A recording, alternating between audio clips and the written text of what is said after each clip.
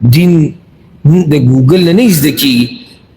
یا د ته دا چې په فیسبوک کې به سرچ وکړي یا په ټیک ټاک کې چې راشي دې کې مسله راوځي نو چې بیا که هر سره ووتو د دې ځینې راواله په بل ځای کې ولېږه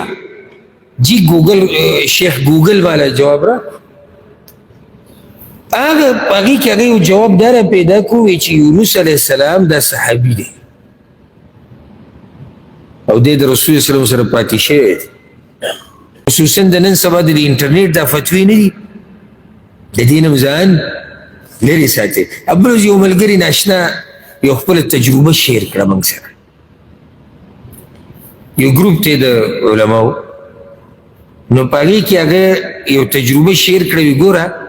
هسې وي ما د ګوګل کې معلومات کول د دغه په باره کې د ګوره کوم پیغمبر یاد کړو زما د ذهن نه د پیغمبر نوم ووتو یو پیغمبر یاد کړو چې یونس علیه السلام او که یوسف علیه السلام نو په یو ځای کې جواب دا راووت هغه موږ سرچ بټن وو چې څه جاخې راووتې اوس دا الله ته پته ده او د الله نه بعد بیا علماو ته پته ده چې دې کې صحیح کم یو دي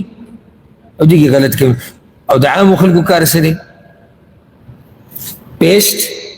بیا څه کوپي د دې ځینې راواله په بل ځای کې ولېږه جی ګوګل شیخ ګوګل والا جواب را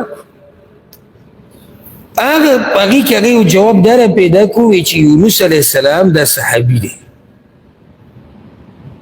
او دی د رسول صلی الله سره پاتې شوی دی او دی داسې او دی داسې هسې هغه دې لپاره ولېږو چې لکه د دې باره کې خلکو ته ووایي چې د الله بندګانو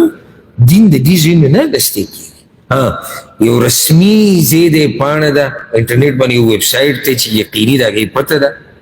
هلته که سړی معلومات واري څه خبره نه خو ته چې ګوګل کې سرچ وکړې په دې کې وچ او لامده ټول راځي نو ډېر احتیاط کوئ دین د ګوګل نه زده کېږي یا د ته دا چې په فیسبوک کې به سرچ وکړي یا په ټیک ټاک کې چې راشي دې کې مسله راوځي نو چې بیا که هر سره ووتو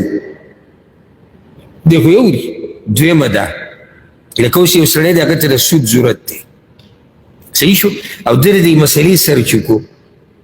په سرچ کې دا خو دنیا ده څوک د الله نه هېرېږي څوک نه هېرېږي د یو کس بیان پکې راووتو وي دا کار روا دی هلته د ده ورته ضرورت دی دی بس واضح ده چې دی به وایي چې حق پرست ملا خو مې نن را پیدا کړو د اوسه پورې خو دا قیمتي کاڼی زموږ نه غایب و هغه دې وی چې روان نو ډېر احتیاط کوئ ډېر دا مسلې د دین دي دا مسلې